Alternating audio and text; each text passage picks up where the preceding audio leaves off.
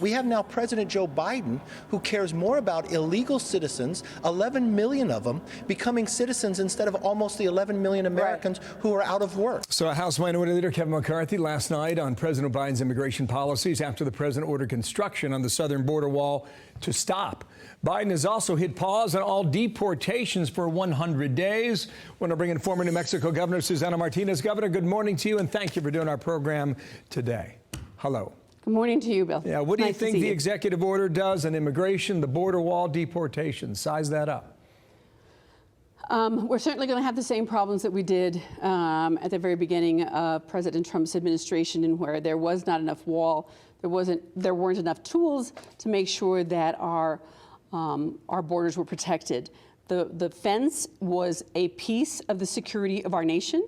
We are not a nation without our borders, and I think it is very wrong to bring a halt to the construction of that border because of the thousands and thousands of people that are being invited to come to the United States to eventually become citizens of the United States. And Susana Martinez, good to have you here. It's Dana Perino. So then moving forward, do you think that, there's going to be any sort of unity that can be found on immigration? You know, they've had plenty of time to get together and to reform the immigration laws. They don't want to because they want the division. I think Congress likes to have people be divided on one side or the other. This can be reformed. I lived in El Paso, Texas. I was the elected district attorney for 25 years on a border county, and I was the governor for 8 years of a border county. I know these issues.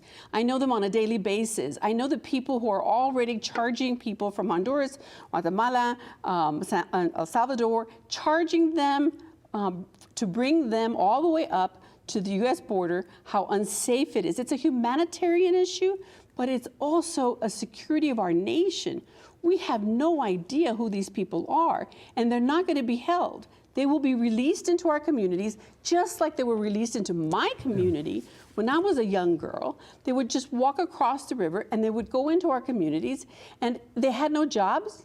They had no family, they had no food, they had no way of feeding their families, and this is really unsafe for them. Because that track, one more very quick rough question road on this. is difficult. Yeah, not just the border wall and the immigration, but the deportation order to freeze that for 100 days. Some believe that could have a big spike in crime because you're not going to be able to take criminals or felons and send them back home. What is your concern on that? I just didn't realize that there legitimate? was the ability to sign an executive order that ignores the law. The written law by Congress. That's why we have 3 branches of government. And there are court orders that say, deport these people. They are criminals. Send them back to their countries of origin. And by the strike of a pen, the president has now said, no, we're not going to send them back. Then what is the point in the 3 branches of government if you cannot comply with court orders? It's a great question. I want to also ask you about energy jobs. I know New Mexico well, of course, growing up sort of out west.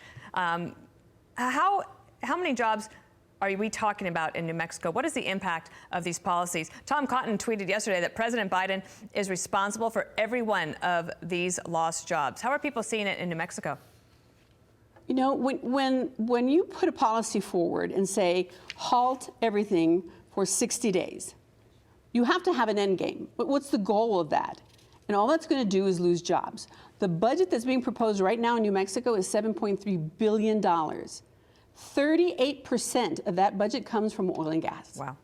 And if we halt all drilling for 60 days for no good reason, then the budget is, our education budget is $3.3 billion.